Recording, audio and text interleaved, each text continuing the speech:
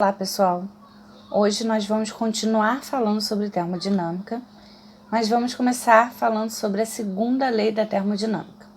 Na última aula, nós falamos sobre a primeira lei, né? A primeira lei era tudo lindo, tudo maravilhoso, o calor era transformado em trabalho, estava tudo perfeito, né? Mas aí falaram assim, mas espera aí, não existe nada perfeito nessa vida, né? Então tem algum problema nessa primeira lei da termodinâmica. Teoricamente ela é linda, tá tudo certinho. E na prática, será que realmente é isso que ocorre? Será que não tem algum probleminha ocorrendo? Então, a segunda lei ela tem um caráter estatístico e estabelece um sentido preferencial de ocorrência dos processos naturais. Então é exatamente isso que eu estou falando aqui brincando, mas é uma verdade, né? Por exemplo, se eu tenho um café quente e eu coloco ele em cima da mesa, a tendência é que ele esfrie depois de um tempo, né? Ele vai voltar a ficar quente? Não, apenas se eu pegar e colocar ele no fogão, né? Fora isso, ele não vai ocorrer, tá? Então, a primeira coisa que ele estabeleceu na segunda lei foi o seguinte: o calor não flui espontaneamente de um corpo com menor temperatura para um corpo com maior temperatura, tá? Então, se o café quentinho ele esfriou, não vou conseguir reverter esse processo, a não ser que eu coloque ele novamente no fogão, tá ok? Bom, e outra coisa, né, que é muito importante é essa daqui. É impossível a uma máquina térmica operando em ciclos converter integralmente o calor em trabalho. Esqueci a palavra aqui, calor, peraí. Como eu disse a vocês, né? Lá na primeira lei ele pegava e falava dessa conversão no processo cíclico. Mas não, isso aí não ocorre, né? Por exemplo, se eu pegar e pensar no exemplo do carro, todo o calor que ele é gerado na queima, ele é integralmente convertido para a movimentação dos pistões? Não. Se a gente for parar para pensar, uma parte desse calor ele vai para o capô do carro. Tanto é que o carro ligado depois de um tempo, o capô fica quente, né? E a gente percebe esse calor. Então ele não é convertido integralmente. Existe uma perda, tá? E é essa perda que a segunda lei ela vem trazer para a gente. Então aqui tem um esqueminha, tá? A gente tem uma fonte quente, tá? Essa fonte quente nós vamos chamar de Q1, onde essa fonte quente ela vai ter uma temperatura T1, tá? Como o processo é cíclico, a minha variação de energia interna ela continua sendo zero. Bom, então a fonte quente ela está sendo utilizada para gerar o quê? Calor, né? Desculpa, esse calor está sendo transformado em trabalho. Mas como eu disse a vocês, nada é perfeito. Uma parte desse calor ele é perdido. E como ele é perdido numa temperatura mais baixa do que a fonte quente gerou, então a gente vai chamar a fonte fria de Q2, tá? Porque ele vai ter uma temperatura T2, tá bom? Uma temperatura mais baixa. Então observem, a gente está muito acostumado na física a chamar um de inicial e dois de final. Aqui não. Q1 é fonte quente, T1 é a temperatura mais alta, Q2 é a fonte fria, não que ela seja fria, mas vai estar uma temperatura mais baixa, e T2 é a temperatura inferior, tá ok? Aí lá na primeira lei, a gente viu, né, que num processo cíclico, a gente tem que o trabalho é igual à quantidade de calor, não é isso? Isso pela primeira lei. Mas nós vimos aqui que não é nada perfeito, vai existir uma perda. Então, na verdade, né, o trabalho ele vai ser igual ao quê? Q1, que é a quantidade de calor da fonte quente que está sendo fornecida para o sistema, menos o que está se perdendo, não é verdade? Esse é o seu valor do trabalho. Então, o trabalho vai ser Q1 menos Q2. Tá ok? Bom, Uma vez nós vimos no primeiro ano essa questão do rendimento de uma máquina, né? Bom, o rendimento, na verdade, é o quanto que essa energia recebida ela está sendo convertida, né, revertida para o trabalho.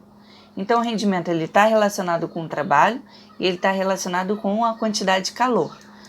Então, a fórmula para o rendimento vai ser o trabalho dividido pela quantidade de calor da fonte quente, tá?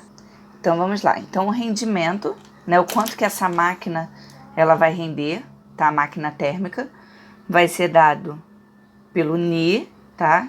Que representa o rendimento, dividido por tal, igual a tal, que é o trabalho, pela quantidade de calor gerada na fonte quente. Tranquilo até aqui? Aqui em cima também anotei o que quer dizer cada elemento, tá? Lembrando que o rendimento, ele é adimensional, né? Se a gente for parar para pensar, o trabalho é medido em joule e a quantidade de calor também é medida em joule. Então, eu vou ter joule dividido por joule, não vai ter nenhuma unidade de medida. Mas o rendimento, geralmente, ele não é uma porcentagem, não é o quanto, não é uma relação de rendimento, né, de porcentagem. Então, a gente vai pegar essa divisão e vai multiplicar por 100%. Porque aí você vai transformar essa sua resposta em porcentagem. Então, você vai multiplicar por 100%.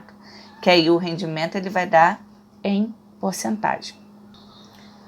Bom, então, entendido até aqui, vamos bater o martelo sobre a segunda lei da termodinâmica. Todas as máquinas térmicas cíclicas reais têm rendimento menor que 100%. Por quê? Porque não vai existir um trabalho igual à quantidade de calor, tá?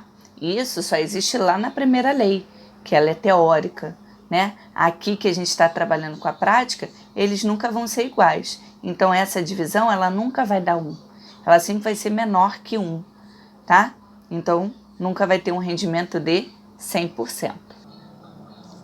Bom, agora nós vamos falar sobre ciclo de Carnot. O ciclo de Carnot é um ciclo teórico, preste atenção que ele é teórico, proposto por Nicolas Leonard Sadi Carnot. Esse ciclo é importante porque, ao operar entre as temperaturas T1 e T2, apresenta rendimento maior que o de qualquer outro ciclo. Então, a gente está propondo, né, um rendimento, a gente sabe que nunca vai ser 100%, mas quando você trabalhar nas temperaturas, o seu rendimento consegue ser ainda um pouco melhor do que quando você trabalha apenas com quantidade de calor. Bom, o gráfico do ciclo de Carnot é esse aqui, tá? O ciclo de Carnot é constituído por duas transformações adiabáticas alternadas com duas transformações isotérmicas. Então, se a gente for observar aqui, de A para B, a gente tem uma transformação isotérmica, né? Durante a qual, de A para B, aqui, ó, tá na mesma linha da temperatura T1, tá? E quando a gente tem de B para C, né? Aqui a gente tem uma transformação adiabática, durante a qual o gás sofre resfriamento e sua temperatura varia de T1 para T2. De C para D, a gente tem uma compressão isotérmica, tá? T1 igual a T2. Ou T2 permanecendo constante, de C para D, tá bom? Ou seja, ele está rejeitando a quantidade de calor para a fonte fria. E de D para A gente tem uma compressão adiabática, durante a qual o gás sofre aquecimento e sua temperatura varia de T2, fonte fria, para T1, fonte quente. Tá? Isso daqui está no livro de vocês. Eu estou com a versão antiga do livro de vocês, mas só dá uma olhadinha lá, tá bom?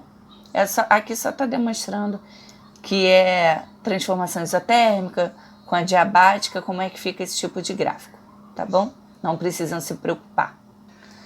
Mas aí vocês vão me perguntar, pô, professora, então é só isso? Não, né? Eu vou reescrever aquela fórmula do rendimento de um outro jeitinho. A gente viu que o rendimento é igual a trabalho sobre Q1.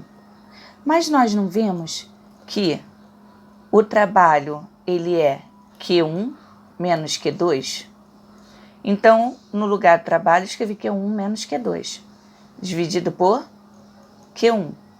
Então, eu não posso abrir essa fração, escrever Q1 sobre Q1 e Q2 sobre Q1. Aí vai ficar rendimento igual, fazer bem devagarinho, menos Q2 sobre Q1. Então, essa divisão aqui ela vai dar 1. Então, quer dizer que eu posso escrever o rendimento como sendo 1 menos Q2 sobre Q1, tá? Observem, né, que o Q2 ele sempre vai ser menor do que o Q1. Então, isso daqui nunca vai dar um número maior do que 1, tá? Observem isso, porque se você escrever ao contrário, você já sabe que está errado. Ou seja, nunca vai dar um número negativo, tá? Vai ser 0, alguma coisa, então 1 menos 0, alguma coisa sempre vai ser positivo. Então, essa é a forma de escrever o rendimento também, tá? Agora, para um ciclo de Carnot, que é quando ele quer tentar chegar ao máximo rendimento possível, ele não trabalha com as temperaturas.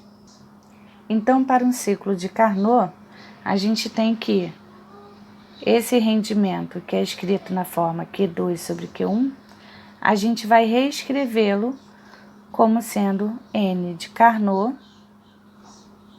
Toda vez que falar que é Carnot, eu não posso trabalhar com as quantidades de calor. Eu vou ter que trabalhar com a temperatura.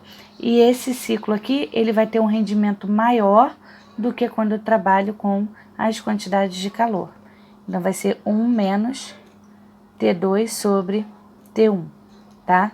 Então, a temperatura da fonte fria dividida pela temperatura da fonte quente. Bom, então, para destacar aqui mais uma vez o que eu disse, tá? E finalizar a aula de termodinâmica, essa parte aqui ela é bem importante mesmo. É importante ressaltar que o rendimento para um ciclo de Carnot é máximo operando entre duas fontes, T1 e T2, ou seja, quando você está operando com as temperaturas. Mas por mais que ele seja máximo, tá? Máximo, ele nunca vai ser igual a 100%. 100% não existe. Sempre vai haver uma perda. Então é isso, pessoal. Aqui eu encerro a aula sobre termodinâmica, falando sobre segunda lei e ciclo de Carnot. Tá bom? Um beijão, até a próxima aula.